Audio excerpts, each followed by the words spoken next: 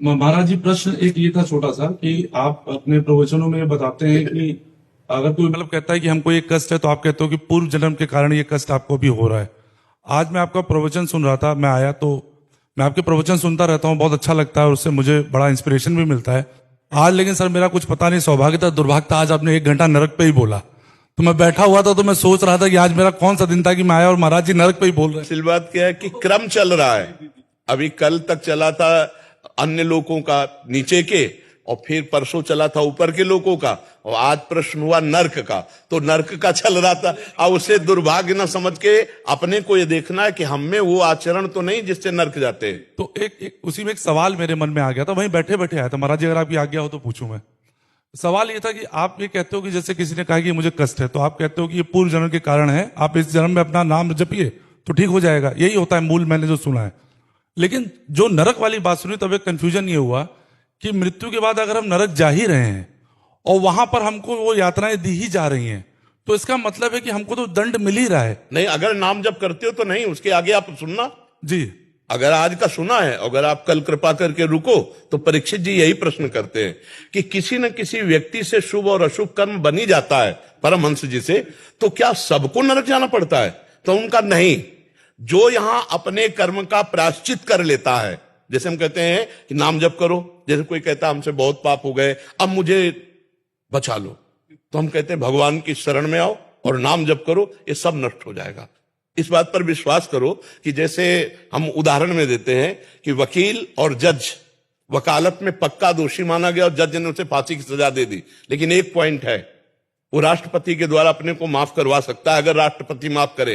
तो इसीलिए श्री भगवान कहते हैं सर्वधर्मान परित्यज्य मामेकम शरणम व्रज अहम त्वाम सर्व पापेभ्यो मोक्षयिष्यामि मा शुचा। ये बातें सुनने को भी उसी को मिलेंगी जो थोड़ा कहीं ना कहीं सात्विक होगा और थोड़ा न कहीं कहीं भागवतिक होगा। अगर वो ये स्वीकार कर ले कि हे भगवान मेरे से बहुत सी गलती हो गई और नाम जप करे, तो निश्चित वो नरक नहीं जाएगा, भगवान को प्राप्त होगा। ऐसा नहीं कि अब हमें जब नरक की सजा मिलनी तो मैं भजन क्यों करूं। नहीं, ये भजन उसका ये है कि शास्त्र की बात को थोड़ा लंबा सुने। अब जैसे कल सुनोगे आप, तो परीक्षित का इसी के आगे प्रश्न है नरकों के बाद, तो उससे बचे कैसे? तो उसमें अजामिल का उदाहरण देते हो कि जीवन भर वैश्यागमन किया और अंतिम समय अपने पुत्र के बहाने नाम पुकारा नारायण, तो भगवान के पार्षद आ गए और यमदूतों के पास काट दी और उसे परम पद मिला। आप समझ पा रहे? तो महाराज जी तब तो एक चीज तो ठीक होगी, कम से कम अगला सवाल जो मैंने आपसे पूछा वो परीक्षित जी का भी अगला सवाल था जी। तो एक संयोग का सवाल मैं सही ट्रैक पे हूँ। हाँ बिल्कुल, परीक्षित जी का सवाल पूछ रहा हूँ तो सही ट्रैक पे हूँ। अच्छा, परीक्षित का मतलब समझते हो? वो चक्रवर्ती राजा हैं, वो प्रजा के कोई भी संशय को वो अपने में लाकर पूछ रहे कि आगे आप परमहंस बोल रहे हो, आगे कोई प्रजा हमारी प्रश्न करे तो हम उस प्रश्न को पहले करके आप जैसे महापुरुष से उत्तर निकलवा लेते हैं। तो वो पहले से ही लिखा हुआ है, जैसे आपके मन में प्रश्न आया ना, ऐसे परीक्षित जी ने प्रश्न किया। तो अच्छा, कहीं ना कहीं आप भगवान के हो, कहीं ना कहीं धर्म का आश्रय लिए हो, नहीं यहाँ काहे को आते, तो आपकी भी गति चलेगी तो धर्म की तरफ ही, ऐसा तो नहीं कि अधर्म की तरफ चलेगी। हाँ जरूर एक अलग स्वभाव होता है, एक होता है अंधविश्वास करके मान करके चल लेना, और एक होता है थोड़ा ठोक बजा करके देखना। तो वो थोड़ा बुद्धि प्रदान होता है और वो थोड़ा हृदय प्रदान होता है। बस दिन है तो दिन है, रात है तो रात है, ये होती पूर्ण शरणागति। और एक जो बुद्धि प्रदान होता है वो कहता है नहीं जी, ये लाइट का प्रकाश है, रात है, दिन नहीं है, हम देखना चाहेंगे कि सूर्य है कि नहीं।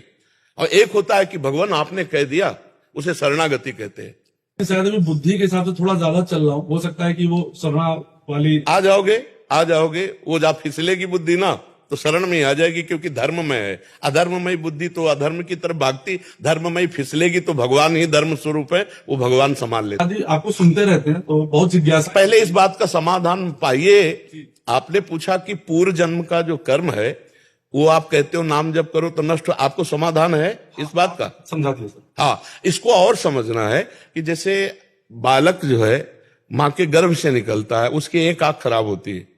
क्यों खराब होती है? सबको 2 आंख दी, उसकी एक आंख, तो पूर्व में उसका कोई कर्म है ना। बालक गर्भ से ही बीमार पैदा होता है, या एक धनी के यहाँ पैदा होता है या एक गरीब के यहाँ, तो हम इससे शास्त्रीय पद्धति से देख सकते हैं कि पूर्व कर्मानुसार इसको संयोग मिल रहा है। क्योंकि जैसे अब आप कोई कर्म करो, दंड मिले, तब तो माना जाएगा ना कि आपने कर्म किया, दंड दिया। वो कर्म लायक ही नहीं हो, दंड उसको मिल गया, इसका मतलब कपड़ा बदला है। लेकिन जो इसको पहनने वाला है वो पूर्व से बहुत कर्म किए हुए है, उसको दंड मिल रहा है।